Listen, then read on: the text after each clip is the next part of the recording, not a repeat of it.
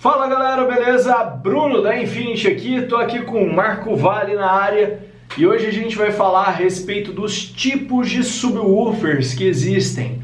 Muita gente pensa que subwoofer é só alto-falante com a borda borrachuda. Sim, a tendência é essa, mas existem exceções e você vai aprender a identificar subwoofers de maneira geral. Então fica comigo até o final do vídeo, já deixa aquele like maroto aí pra gente entender que você gosta desse tipo de conteúdo e tá sempre trazendo esse conteúdo aqui com mais qualidade pra você, beleza? Marco Vale, como que você classifica um subwoofer? Pela borracha. Pela borracha. Você vê ali, é borrachudo, é subwoofer. É. Mas e aquele alto-falante da Oversound que a gente viu tocando aqui, por exemplo? Mesma coisa, né? É subwoofer também. O Tornado. Também. Você acha que o Tornado é woofer? Não. É seco? Mistão, né? Mistão. É um subão, digamos assim. Então tem algumas classificações que o pessoal às vezes fica perdido e tanto fica perdido na questão de se expressar, quanto também na questão assim de qual escolher para o teu sistema. Então vamos classificar aqui, não tem nenhuma classificação dessa forma assim, a gente vai criar nesse vídeo aqui uma forma de você classificar para você facilitar o seu entendimento. Primeira classificação de subwoofer, vamos começar pelas frequências mais baixas, subwoofers de hair-trick. Subwoofers de hair-trick são subwoofers que possuem um conjunto magnético bem avantajado, possuem a FS bem baixa, né? Ou seja, a frequência de ressonância aqui daquele cone, daquele conjunto móvel, é bem baixa e possui também um X-Max elevado, ou seja, ele consegue deslocar bastante sem danificar. Então o subwoofer para hair-trick, ele tem basicamente essas características, um conjunto geralmente mais parrudo, independente dos watts que ele estampa, ele sempre vai ter um conjunto bem parrudo e ele vai ter um conjunto também bem fundo, que aí vai permitir um curso maior ali do cone também, do cone e da bobina dentro ali do conjunto móvel. E geralmente ele tem a borracha bem grossa, ele já foi todo trabalhado para suportar aquela movimentação com curso maior, tem uma boa resistência mecânica. Então assim, subwoofer de hair-trick, qual que é a vantagem, qual que é a desvantagem do subwoofer de hair-trick? Bom, a vantagem, como a gente já falou logo no início, ele responde a frequências muito baixas mesmo. Então é o subgrave do grave, entendeu? O sub do sub, digamos assim.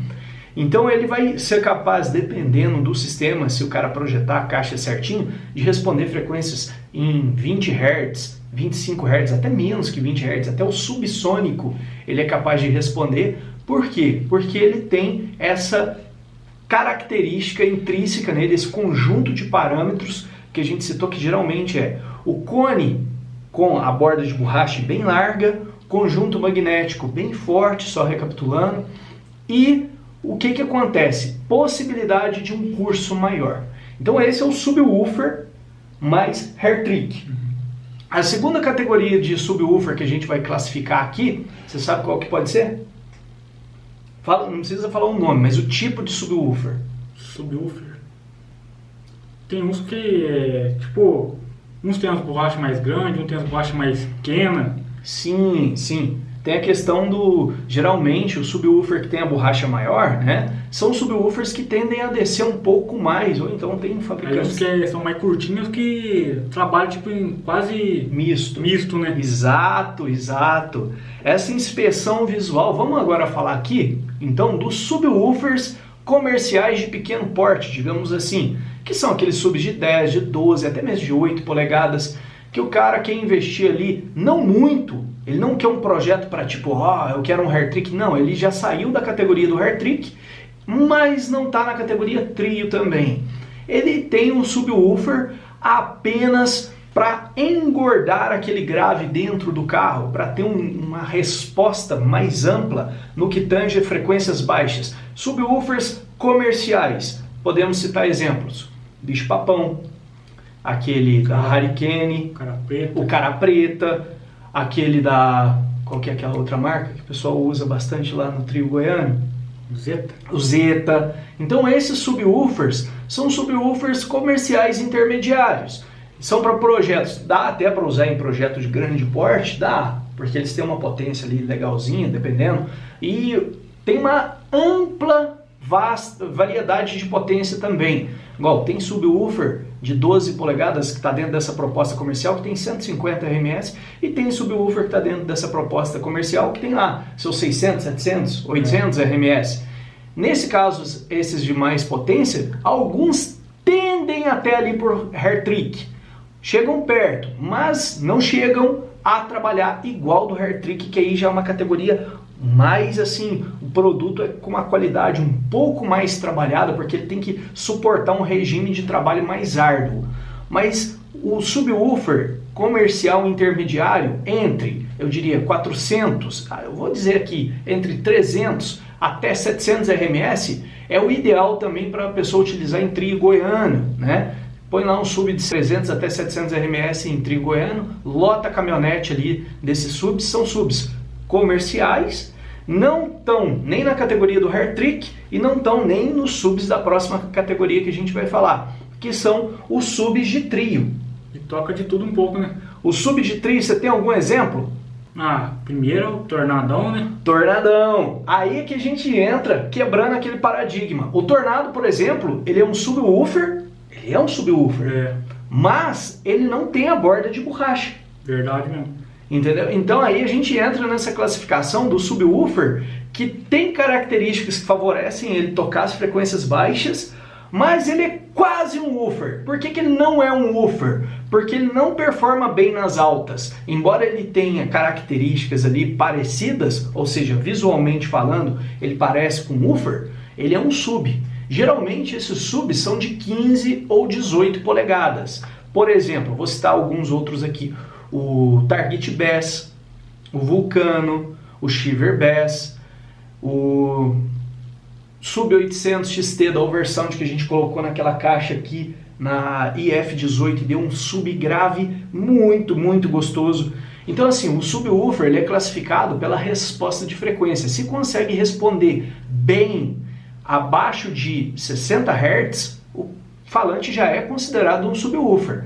Mas aí você tem que classificar se aquele alto-falante, tem gente que fala até 80 Hz, a opinião é discutível a respeito disso, mas eu considero sub abaixo de 60 Hz. Para mim, 60 Hz para cima está mais como um woofer mistão, digamos assim.